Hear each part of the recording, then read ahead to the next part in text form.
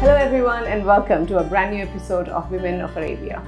Women of Arabia is a platform where we showcase women from across this region who with their sheer hard work and their dedication and passion, they have carved a niche and have created their dreams into reality.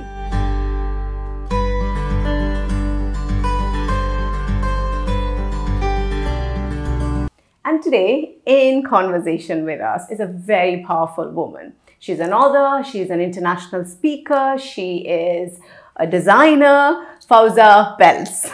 Thank you so much, Fauza. Thank you so much for being part of Women of Arabia. Thank you. Thank you for having me. Right. So, like I mentioned, you're a woman who dons many hats, right? Sort of, yeah. Quite a lot of hats. She's a designer. She's a model. I've seen her modeling. She's an amazing model. So she's an international speaker as well and an author. Yes. And right now you have a company called Fauza Consultancy. Right.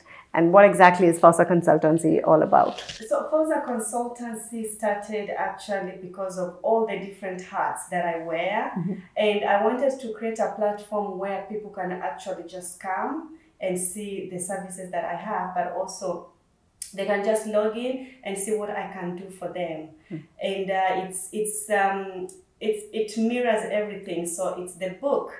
It's if you want to publish a book, I can work with you through, because I'm self-published, so I can actually guide other people to do that. You know, if you want to change to uplift your space at home, I can also help with that. What else? It's so many hats. So that's why Fauza Consultancy is whatever Fauza can help, it's all there. It's all there. And but my favorite part actually, it's when I say a foundation, people think building a house and putting girls in. So part of Fauza Consultancy is we've created a platform for, based on the exposure that I have now and the tours that I do with the girls, when I do my speaking engagements, I got, most of the time I feel there was a need for a place where actually young girls, our teenagers, they can go to when they feel depressed, when they feel like everything around them is falling apart. A place where they can actually reach out. Even if they don't want to tell me that I've been sexually abused, they don't want me to know the name, they can send us notes anonymously. And then what I do, I pass on these kids, this information to other people who they can actually, encourage them. Because I believe we all have different areas. As much as I have a couple of hats, but there's some things I reach out to that if someone needs psychology, then I get someone who can talk to them. And okay. So it's, basically that's... so is it an online platform or is it just based off of Dubai? It's registered. We are registered and internationally. And the reason why I made it visible, I love the power of the online platform where people, they don't have to see me for me to help them. They can just log in and tell me how they feel. Right. And are you the one who's going to be there online, or do you have someone who's going to be... I work with other people because I cannot do it all on my own. Exactly. And sometimes you need also to delegate and also reach out to other people. Like, if someone needs counseling, I know who I can approach, that I can put. So it's like I'm the middle woman. Yeah, I put person who will put people together and their needs and requirements, which is a great platform. But let's go back to your childhood. You were born in Kenya? Yes, I'm Kenyan by birth. Yes. Okay. And how was your childhood like? And what motivated you? Were you always into the cause of women while you were growing up? And, your childhood, did anything in your childhood trigger you to actually follow this particular path and give back to the women? You know what? That's a very interesting question. That's a very good question, because growing up, I was very insecure. I was very insecure. I was very naive. And this is because, I came from a broken family, or rather, let me just say I was born out of wedlock. And growing up, I always used to feel like there was something amiss. And did you grow up with your mom or your dad? No. Neither? No, neither. I grew up in different homes. Okay. But, well, my dad supported me, Okay. you know, on his own way. But I never really quite like stayed with them full time because my parents were not married. So I stayed with my maternal grandmother. My mom gave me away when I was 3, so I stayed with my maternal grandmother. And then I was taken in, I think when I was about the age of my son, around 7, 8 there, I was taken in to stay with my other paternal grandmother. Okay. Maternal grandmother to paternal grandmother. Yes. And I had, my childhood was, I don't know, there was this part of this girl, this Fauza girl, who, she was very sad. I don't know, sometimes it's hard to articulate it because I used to compare my journey a lot with other people. And it was not easy. You know, sometimes you want someone to talk to share some personal things. But you don't know whom to go to. Exactly. Yes, there were other people, but you don't know. So for me, that was my biggest struggle. And then, you know, my teenagehood, I sort of felt like I didn't have my own identity. And I didn't belong to the community that I was living in. And did you have cousins or people around your age with whom or friends from your school, university that you could? Yeah, my childhood best friend. We are still friends until today. That's nice. We are all married with boys. We all, Yeah, God gave us all boys. I don't know what it is, you know, but yeah, so she's been there for me, thick and thin. Like, I don't have a sanitary, and she will give it to me from her own. Okay. That's how close we are with Bernice. And I will always be grateful. Oh. So I would say what I'm doing now, I think it all started because of your own insecurity. Yeah, but I used to ask myself, what is my purpose? You know, it all started with the purpose. I think we've all asked, what am I here for? Is my purpose just to wake up and just be?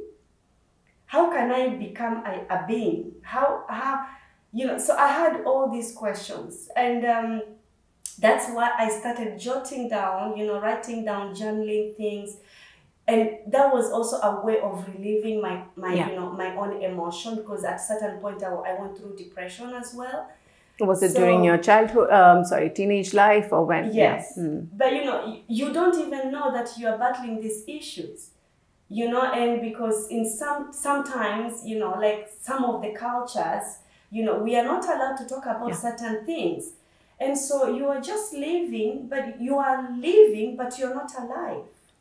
Yeah, and you just don't understand why, right? You don't understand. I had a lot of questions which until today I don't have answers for. But that's okay.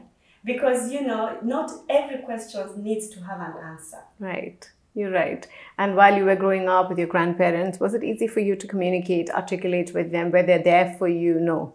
I will always be grateful that I always had a place to call home, you know, because when I look at myself now and what I'm doing for other people, I realize that every journey has a lesson to it. And was I happy? Sometimes not. Did I have a place to call home? Yes, I did. But is it important that you have to have a place to call home? Because sometimes it's just, what's the point in having a place to just call home if it doesn't feel like home? You don't have a choice. You know, sometimes you don't have a choice. And you just have to let life be at that moment. You know, I always say life has different seasons. And that was the season. It just gives you a sense of comfort or security. Absolutely.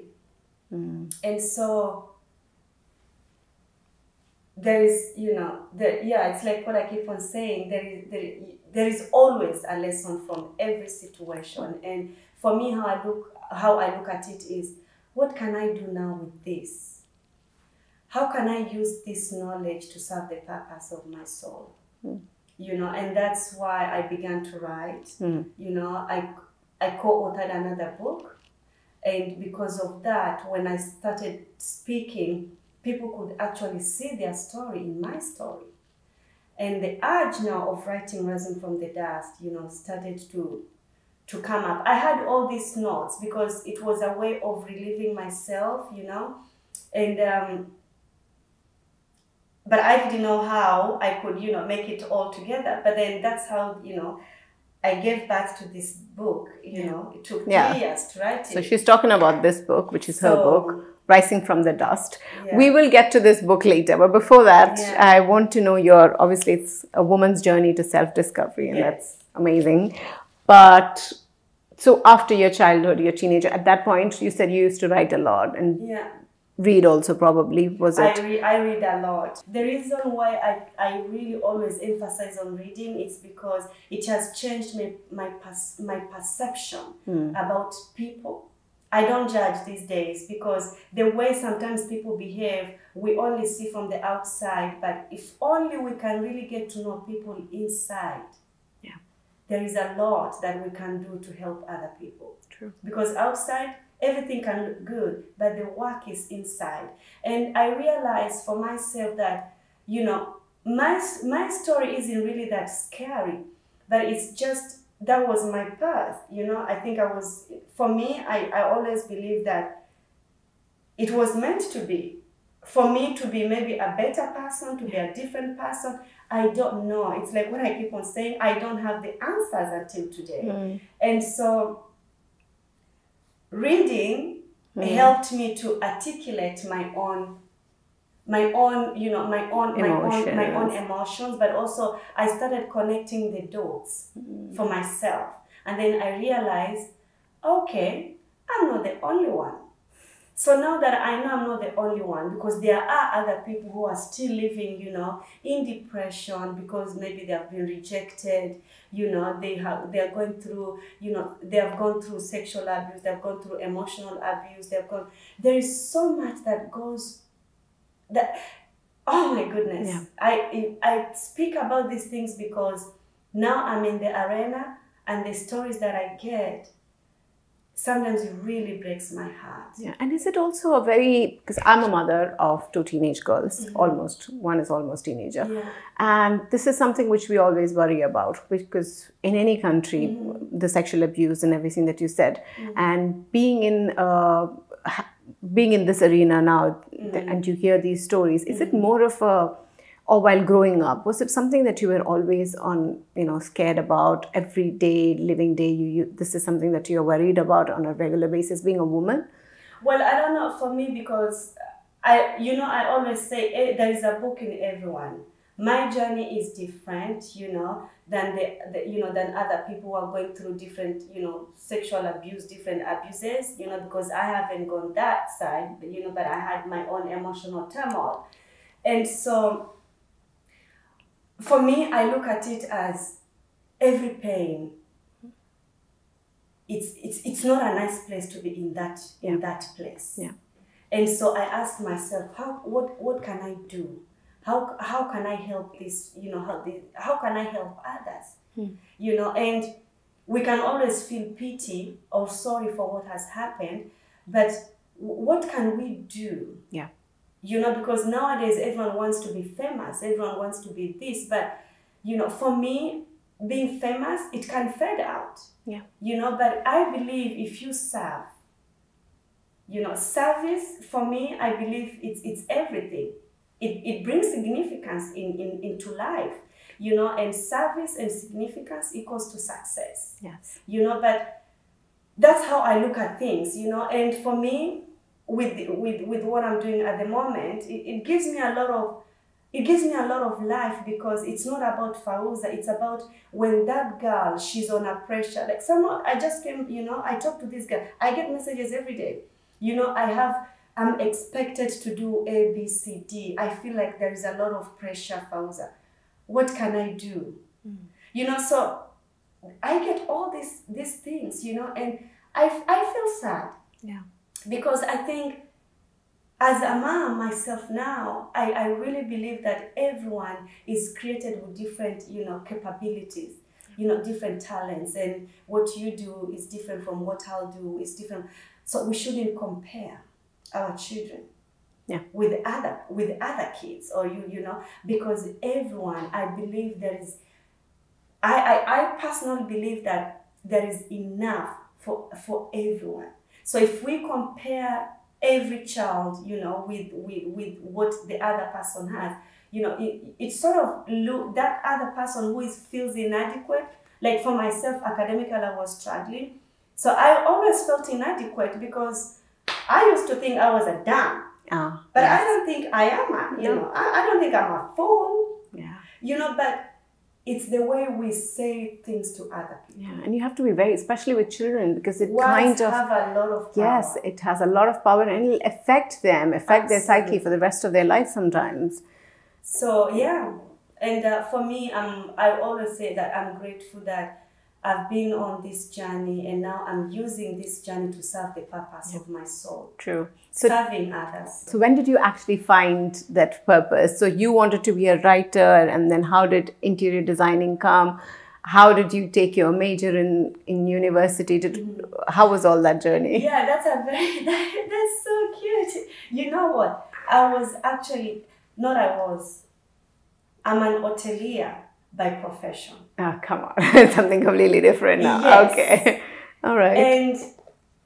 But I felt like it didn't fit me very well, and that's why I went back to school. Actually, I did marketing and I did public relations. That's nice. But I never got the chance to work on those areas. And then when we moved to Dubai 8 years ago, I started doing interior design. And the reason why I went to interior design is because we arrived here, I had this big villa, and I had no idea what to do with this house. So when you say we, you got married and you came here. All right. So where did you meet your husband? We need to get, you can't skip.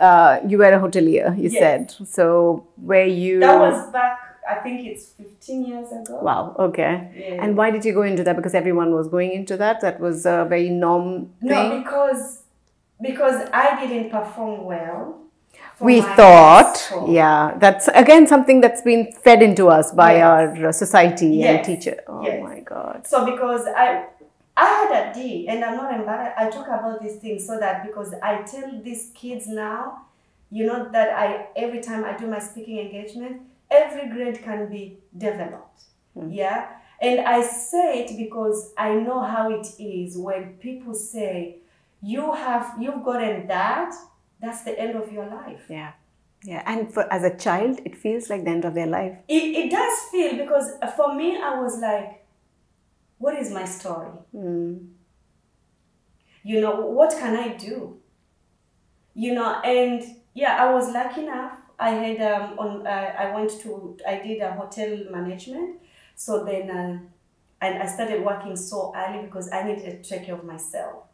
So professionally, I would say that's how it started. And you said you're going to take care of yourself, your studies, everything, and you wanted to be independent. Yes. And why that need to be independent? Because I had to. It's situation. Sometimes circumstances, they push you, they squeeze you, it makes you feel uncomfortable.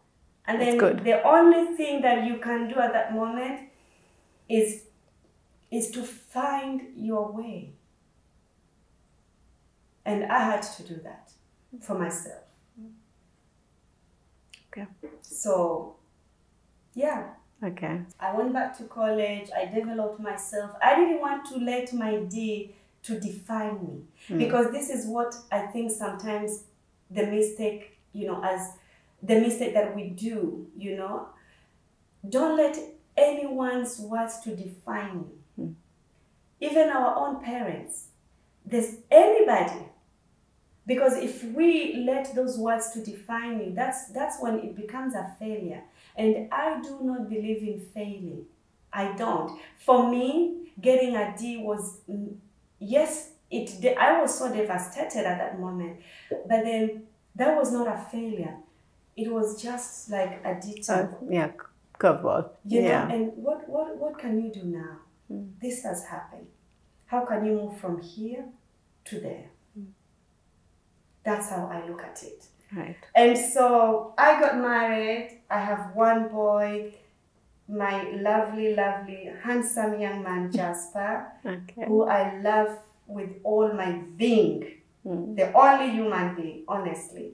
And Where did you meet your husband? I met my husband in Kenya. Okay. Yeah, we've been together for quite some time, 12 years together. Oh, that's nice. Yes, Yeah, he is okay. my best friend. If there is anyone I would call and, it's him. I think, sometimes God uses people. I always say that. He has used my husband. He took me in with my depression, with my anger, with my fear, with everything. And he loved me for who I was. And was it important for you to be in a very stable relationship, marriage? Because, coming from a broken, sometimes it happens, right? Coming from a broken parent. Yes. Yeah. Absolutely. Yeah. For me, when sometimes you are told that if you're not careful, you're going to be like so and so. If you're not careful, you're going to end up being like ABCD. It makes you live with, I don't know how I can put these words together, but you are always like, oh my gosh, am I doing this? It's like, it always controls you. And also I feel at times it doesn't let you be who you want to. Yeah. And I don't know. I just felt like I didn't want to be the girl that everyone is expecting me to be. And just because of whatever situations happened in life, it has nothing to do with me. I am Fauza. And I really believe that my journey here on earth was not to define or to be put together because of certain other circumstances that had to happen for my creation. I chose not to let anyone's definition of their own way of looking at things to define me. And so for me, I would say that having a man who embraces who you are, despite what the society, has said about you, I thank God every day for my husband. I pray every day for him. Yeah. Super grateful, right? Very, very good. That's nice.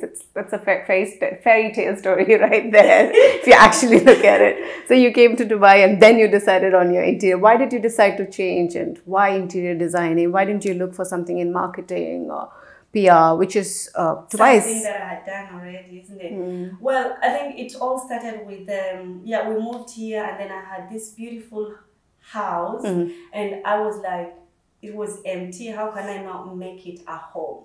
So that's when I went back to college. And then I wanted to use that knowledge and that wisdom, knowledge is power, even if you don't use it often, but it always sticks with you and no one can take that out from you. And so I wanted to use that knowledge, to make our house feel home. Yeah. So that's what I decided to do. And then I realized that because I was still journaling things, moving here also wasn't easy. It's a different new country. My husband was already working and my son was 13 months old when we moved here. And you're like, it's like, all I say, it's like taking a coin and you drop it. And you're like, I felt like, okay. What do I do? Where am I? You look around and you're like, okay. Wow. Yeah. So it took time before I could actually fit in, and feel at home. Okay. So, but it's part of the journey. Yeah. And because also settling was not easy. You've lived in Kenya all your life? No, I've lived in the Netherlands, but not so long before we moved to Dubai. So we left Kenya, the Netherlands, and then Dubai. Okay. So, my husband is Dutch. I'm sure you're wondering, what the heck is this girl doing in Holland? Okay, so, all right. So, yes, so that's how the journey was. And it wasn't easy. So I kept on journaling everything. But then, because I was not working at that moment, and then the question of, now I'm here, Jasper is 3 years old, what am I doing? I don't want to be a full-time housewife. Okay. Because that's not me, I've been working so hard at an early, so that was not part of the definition, just to be, just to stay at home and just do nothing. And that also was very hard for me to swallow, just like, waking up, dropping Jasper to school, and then come back home and do this. And no, it was not part of the definition for me. I'm not used to that. I'm not used just to sitting, do nothing. Yeah. So, that's when and then because of that, also with that, I was so frustrated. I didn't have friends, and I was like, okay, so I embarked on my writing. Okay. As I was in college, I embarked on my writing. And then in 2015, I co-authored another book. Okay. And then I realized I love my creativity part, but I think I want to tell tales because stories needs to be told. Yes. If we don't tell our stories, they lose their meaning. True. Very true. And when you say you co-authored a book, what was that book? And I co-authored this book with other women. It's called Fierce and Fabulous, We are 15 women in the book. These are real life stories. We're talking of stories where some women have been sexually abused. We're going back to the same stories. Of course, yeah. It is a reality. But this is true story. And when I went into this book, I started traveling to speak why I decided to be part of the book. And it was only a chapter of Fauza in that book. And then every time I stood to speak, not once, not twice, people were tearing. And I used to think maybe they're feeling sorry, but then they would see themselves in the story. In that story. Yeah. And I was like, has to be told. So people are hurting. But sometimes we don't know how we can, when you've gone through so much pain, sometimes you don't even know if you're feeling pain. Sometimes you feel numb, you right? You feel numb. And I was like, is this what God wants me to do? Then let me honor the call. And that's why now I said, okay, I always do, the decor things. I do that. I really do. I help friends sometimes. I do that, really. But I said, okay, I love this, but let me focus on sharing this story because it's healing myself, but I believe it's going to also heal the other person. Because when we tell our stories, we are healing, we are liberating, and we're giving the other people also the, it's not the energy, but the courage to stand on their own power. So writing began. Not really began because I was already writing, but I went back to the cabinets and opened up everything and took up everything and put it now together to make it a manuscript. And since then, it's like that was, sometimes you need a little push. So when I became published and I started speaking, it's like doors just started to open. Okay. And it makes me so grateful that I'm actually able to do this because when someone comes to me to say thank you, I saw you on this TV and your words spoke to me. I've read your blog. I've watched your video. I've watched you. Yeah. When you know that you've got the power to at least influence or change someone, right? And let alone so many people. I keep people. on saying, I want to use my authentic power to serve the purpose of my soul, so that other people too can find their own ways. Even in the midst of the pain, there is still a lesson for you to learn. But now how can we move forward? Because feeling pity sometimes doesn't help. It's, yes, I'm feeling uncomfortable, but how can I move from this to where I want to get to? Right. And what's your advice to women who just don't, or people in general, who just don't understand what their purpose is, who just sit down and try and figure out their purpose, but they sometimes, is it really important to have a purpose? It's a very hard question. I don't know, finding your purpose, how can I define it? It's not easy. That's why you've seen I was a hotelier. I went to college, I did PR and marketing. I went to do interior design. It was always you were trying to find your purpose, right? sometimes, you know, it's like, yeah, you do things, it just does, it'll hit you. Thing inside. But you know what I always say? If someone can call you 2 a.m. in the morning and they tell you, Diji, I need you to do A, B, C, D. Would you jump off the bed and go do it without you being paid? Okay. Now that is you doing what you are meant to do. Yeah. Yeah. If you can articulate that. Right. That's the best definition, actually. Yes. Yeah. If you really can because it's not easy to find this. Yeah. But if you can articulate that, then you are doing what God wants you to do. And it's not easy. Yeah. But if you can still do it without you being paid and you still can stand and do it, you're on the right road. You're on the right path. Keep going. Yeah. It will all fit in, right? Yes, because we need to find this. And then we start connecting the dots. But sometimes it's not only about us. It's about how can I use my story to help other people. Because sometimes we are looking for this purpose because we want to make money, we want to, for the wrong motives. No. And that's why I always emphasize on serving.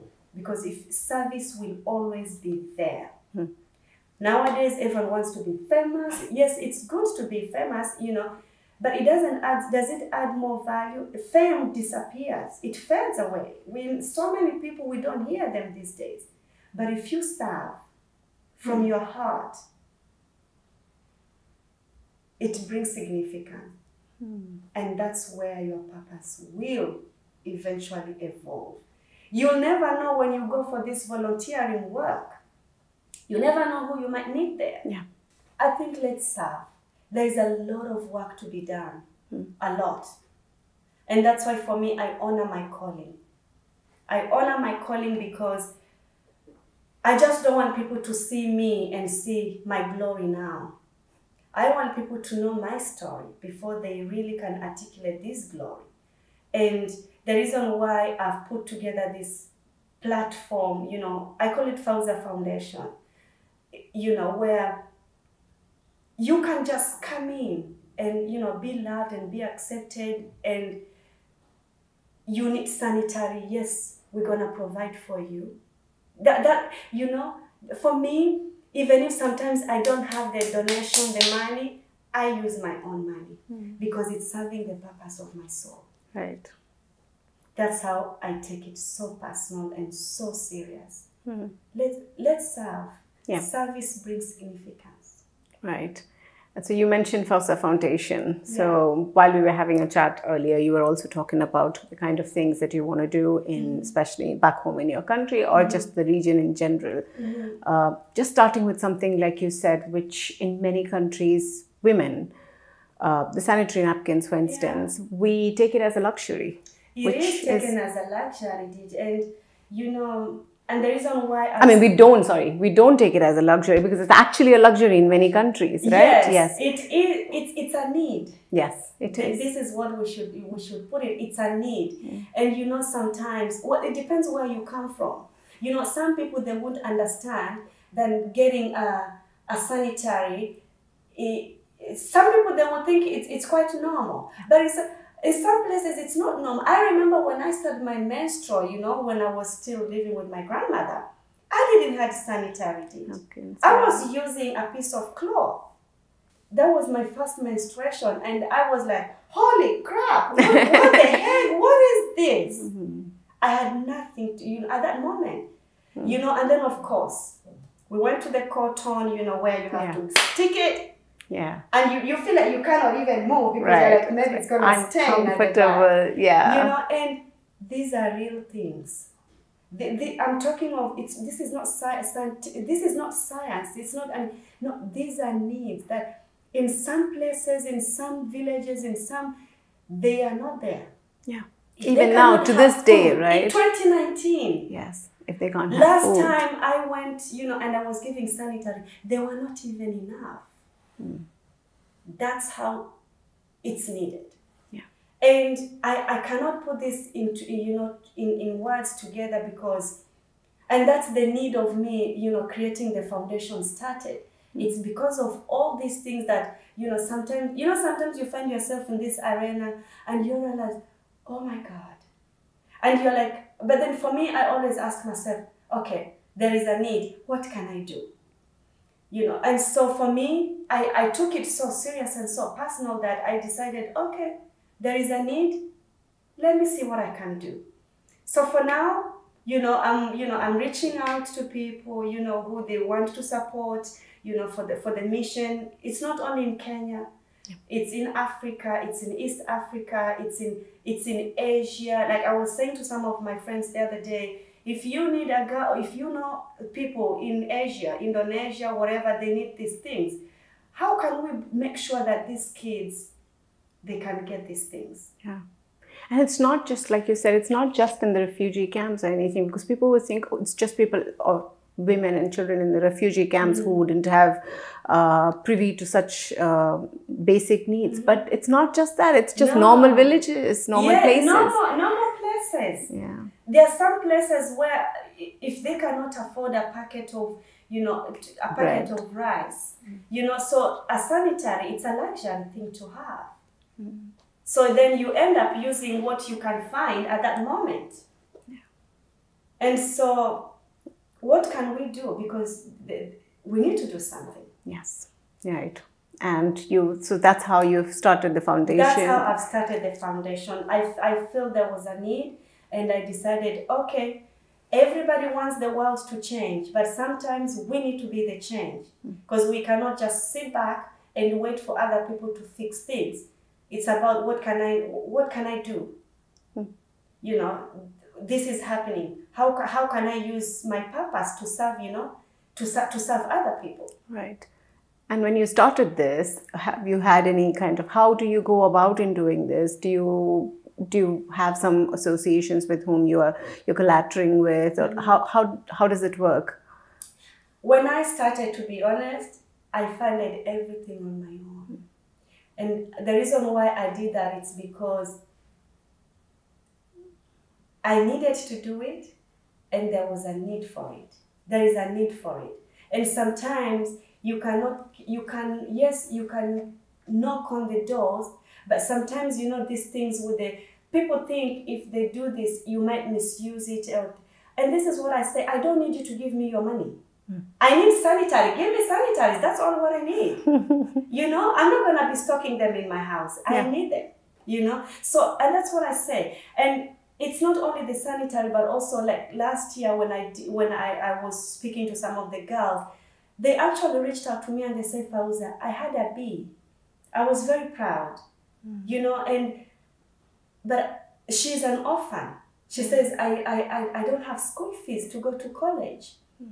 And now that's a bigger need. And I take it so personal. So the reason why now all this is happening is because if I know this one is going through emotional things, I can connect them with the specialist.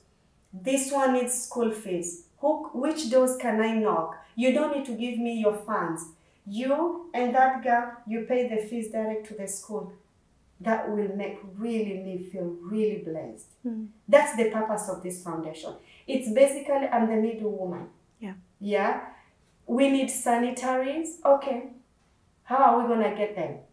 How many do you need? There you go. So, but I cannot do it on my own only. Right.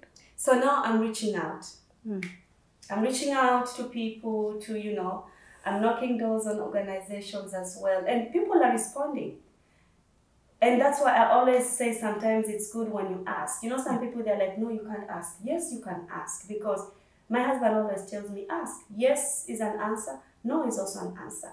So as we speak, and before the camera started to roll, I shared this with you, and you said you're gonna put me in contact with other people. So, we are all doing something. We are all serving. Yes, true. That's true. And do you see yourself just, shifting base back to Kenya to continue what you're doing now? Or do you think Dubai is a good base for you to do all this? Well, I love being in Dubai, to be honest. I feel like as looking my journey where I come from and then being bang here, you know, I felt like I was like drop, you know, like your feet, you drop. I've learned a lot. And I've met really amazing people in Dubai. I feel at home, honestly. Okay. We've been here for 8 years and it really feels home to us and my family.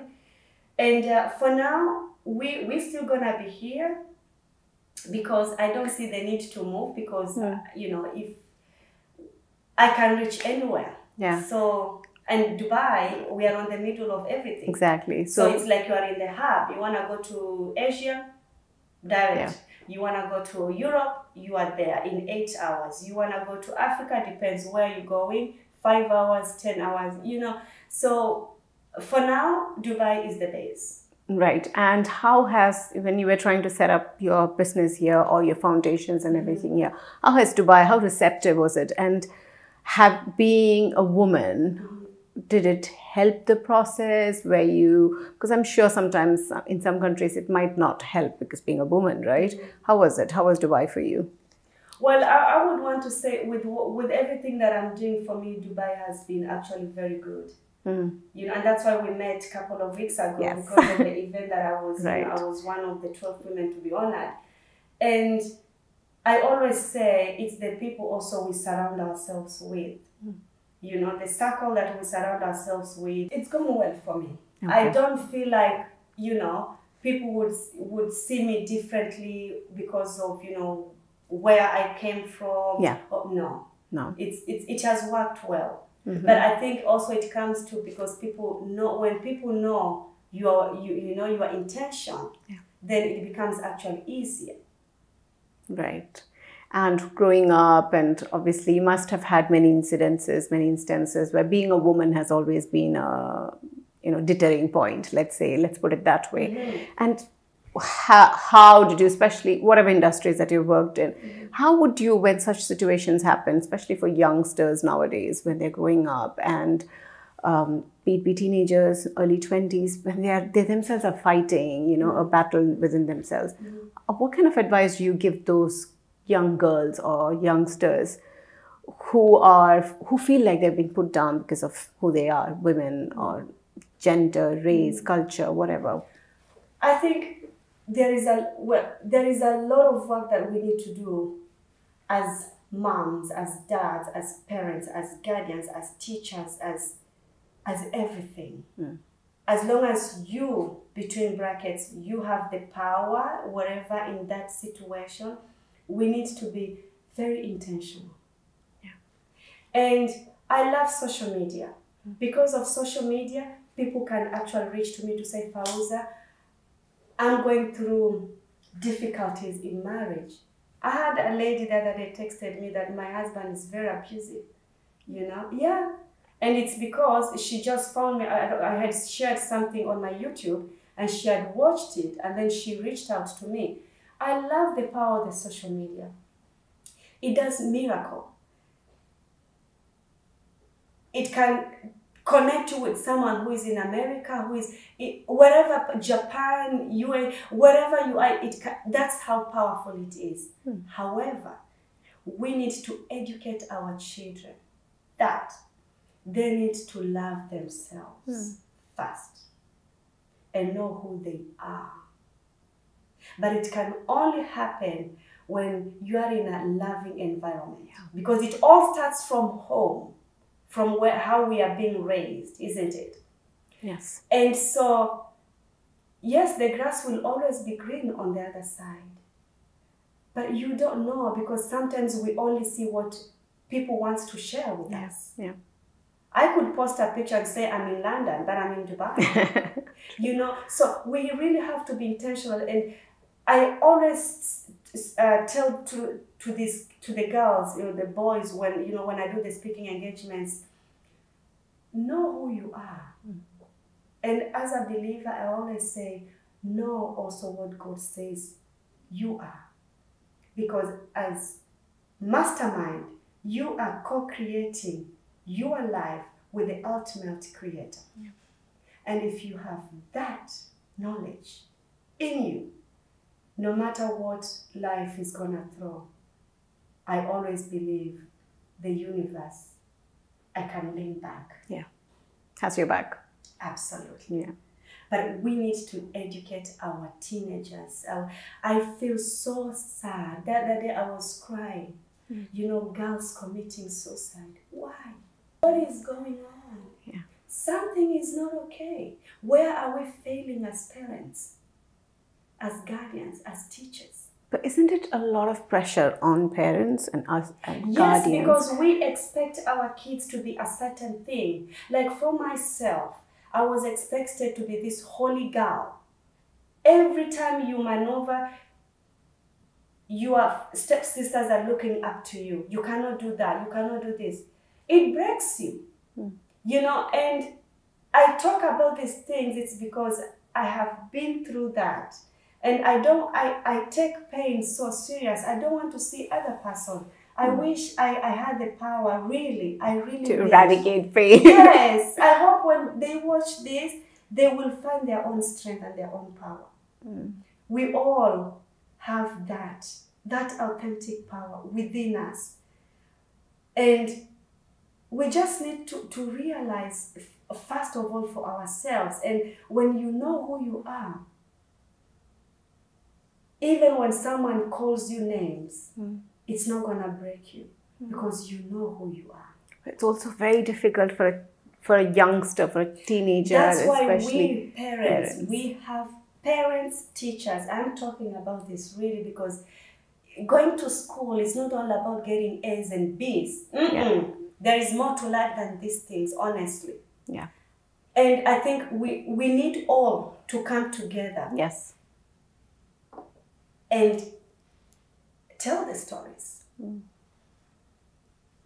Because if we don't, that's why you see maybe a kid has said something to another kid and the other kid gets depressed. Yeah. But if you, like for my Jasper, I affirm to him and I tell him, no matter what anyone says, know that you are loved and you are loved. And so even if someone says anything about you, you know who you are. So you're going to stand on your ground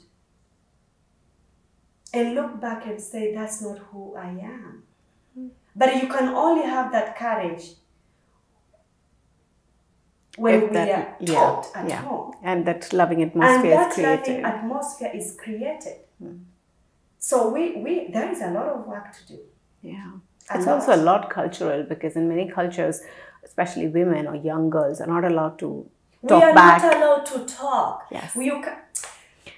Like I have that with my children.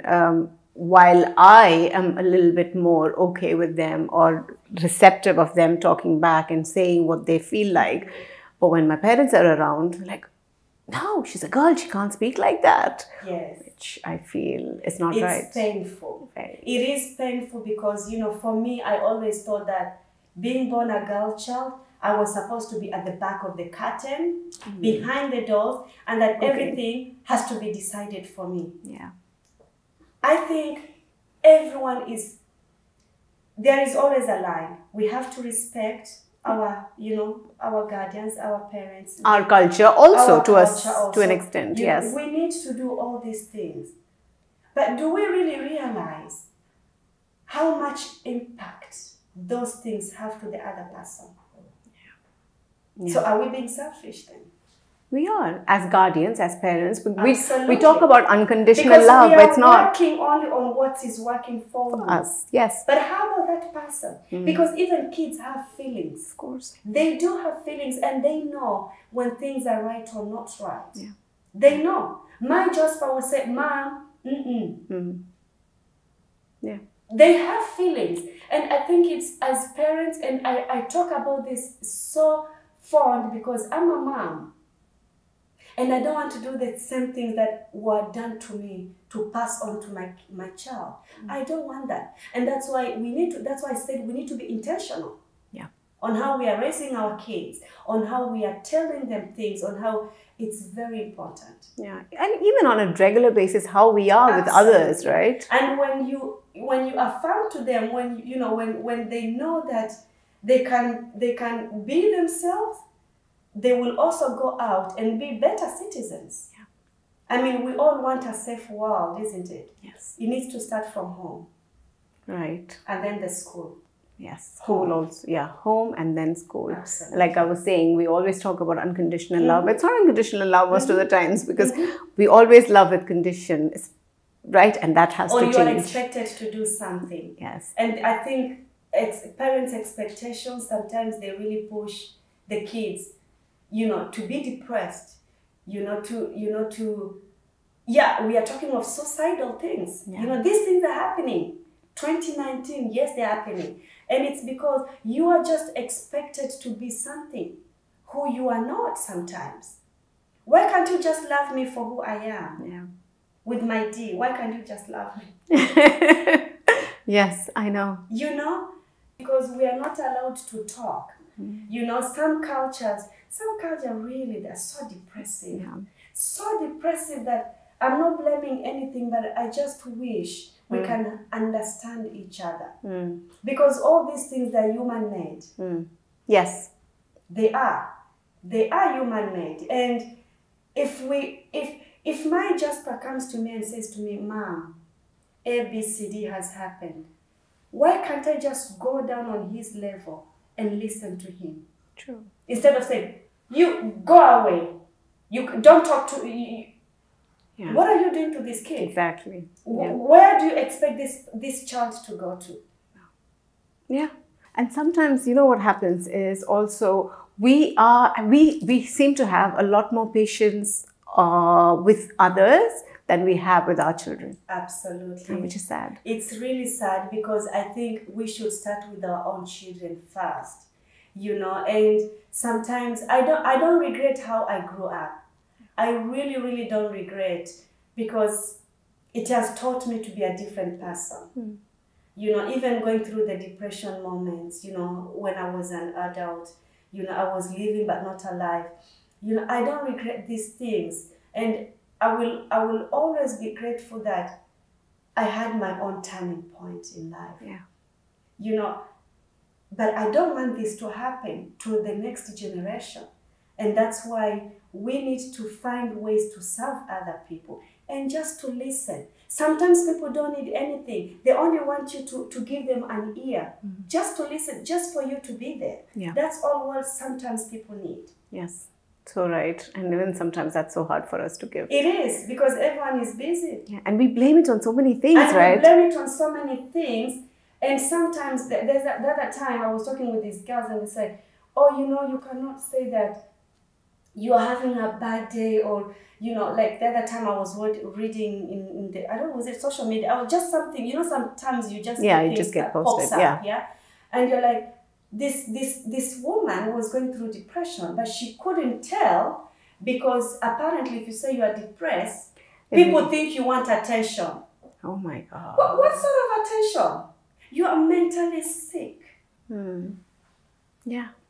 What sort of attention? Exactly. And also there's another stigma where they say if we talk about it, people will brand you as mentally unstable. Yes. Instead of finding ways on how can we help. Because for someone to reach to that point, it means it's been going on for a long that point, time for you to get there. And I'm talking about it because I have been there. And that's why I had a coach. I really thank God for my husband, because he is the one actually who noticed. Sometimes you don't even know that you are sick. Yeah. Until the people around you can see. But this will only happen when it's a loving environment. Yes, because I read somewhere in, I don't remember the book, but then they say that including kids, for example, you see some children actually throwing tantrums. And mostly kids will throw tantrums around their mothers because they feel safe. Yes. They feel safe too. They are loved. Yes. So like you said, with your husband, or when that atmosphere is safe, all your inner emotions, everything that has to be released will be released. But that's amazing that at that point, the other person, if they can support you, then you can come out of it beautifully. But if he doesn't... For me, to be honest, I had moments where I was living but not alive. I was like, what am I here for? you know. And you carry, you know, and the reason is for me, let me talk of my own example, is because I had taken all the garbage, all the words that I was called, you know, or the rejection, you know, I took all this with me from my teenage to my adult to my marriage. Yeah. What is it? What's there? What I used to ask myself, what's there more for me? But thank God, touch wood, that you are in a marriage where it's been accepted. Yes. But most women, or some women, are not that lucky where, you know, if they can carry, because everyone has their own baggages. Absolutely. It's not just women. It's not just a woman going into a relationship with baggage. Yeah. The man has his own. Everyone has. But women are a bit more scared to release. Yeah. No, for me, I had to because it had really gotten into a worse place where I think, I don't know how, I don't think I was going mad, but I would just sit down and start crying for no reason. And I would just be crying. And I don't even know why I'm crying. And you will feel even worse because when you look, I have a good husband, I have a good child, but a good marriage. People only see what I had. Yeah. They know, like my friend Anne, she didn't know that I was battling this until, you know, I started talking to her. You know, and that's when that's when I had to reach out to get to get professional help. So I'm really, oh my goodness, my coach Amanda, bless you, sweetie. Really, she's beautiful, she's amazing. So she Brought it out. She didn't what can I say? She walked through the journey with me to find my way out. Always grateful. Will always be. And that's why for me, you know, the reason why I do the speaking, the reason why I do the writing, the reason why I do the videos, the reason why I do everything, it's because I know what it is to be in pain. And you have come out of it and you know how to. Everyone's healing is different. Yeah. It is different. But whatever it is, those who are around us, around those people, let's just get to know, you know, and support them. Yeah, true. Instead of judging. Yeah. Oh boy, judgment. Yeah. And that's why most people, they don't talk about these things. And the reason why people come to me now, it's because I'm talking about these things. Yeah. So they see, like one lady said to me, it's like God wanted me to turn on my TV to see, I don't know. She just said, I was just coming out of the bathroom and then I turned on the TV and boom, there you are talking about whatever you are talking about. And she sent me a love. She said, thank you. Because I'm going through so much at the moment. But then when I watched you, yeah, I want to do something now for myself. How can I use my own power now to serve the purpose of my soul? Amazing. That's nice. So you keep saying TV. So what mediums are you on and how do people get to contact you, see your videos and be inspired? Well, the videos are, so everything that I do is on Fauza Consultancy. Okay. That's like my home. Yeah. Everything is there. The videos, I have a YouTube channel where you can actually go and watch all the interviews that I've done. They're all there. All the little nuggets that I sometimes post on my own, everything is there. The consulting is there. The foundation is there.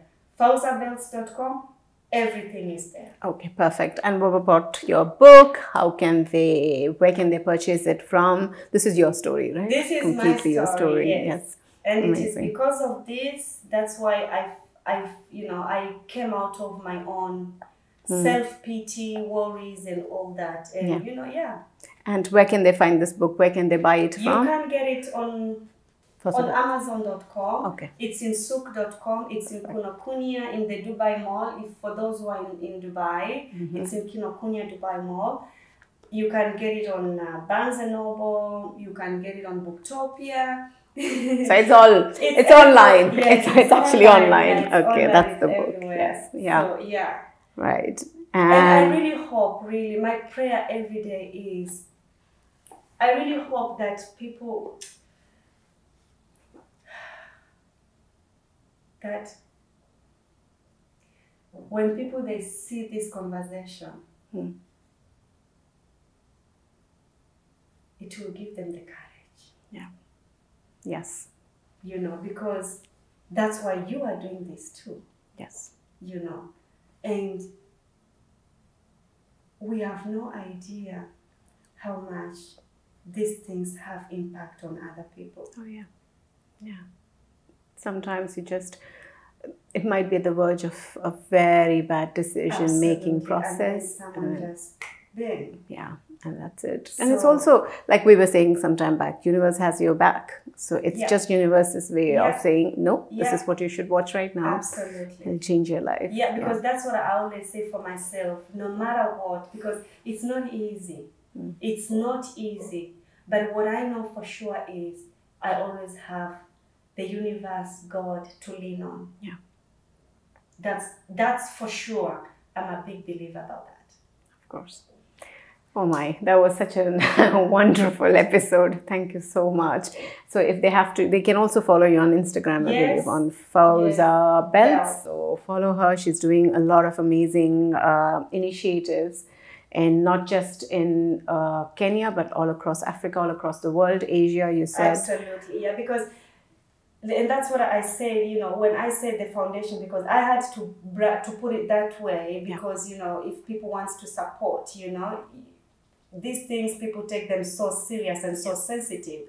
And that's what I keep on emphasizing is, you don't need to give money. Yeah. If we need sanitary, may we please have sanitary for the girls? Yes, please. If we need, you know, if we need, you know, school fees, writing pads, could we please have the pens and books?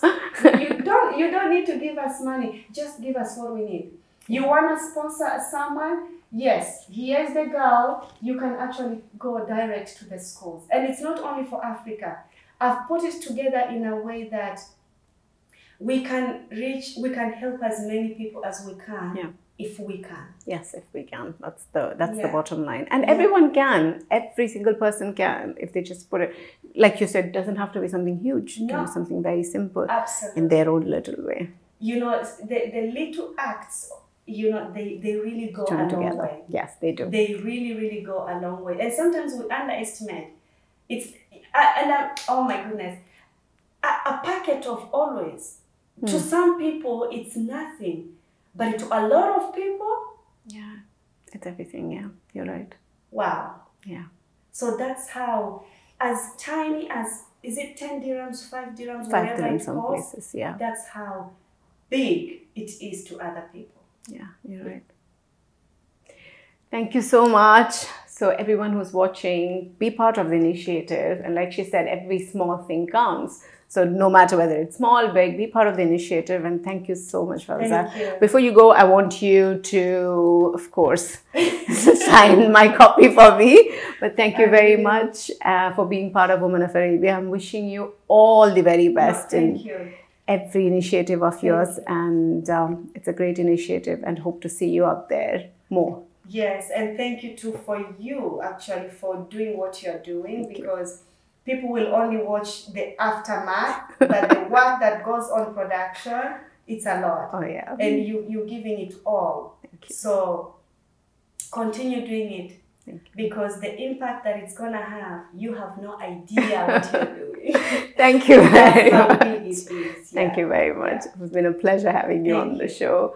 So that was another beautiful episode of Women of Arabia, and we'll see you in the next one with another empowering woman. So till then, keep watching. Thank you.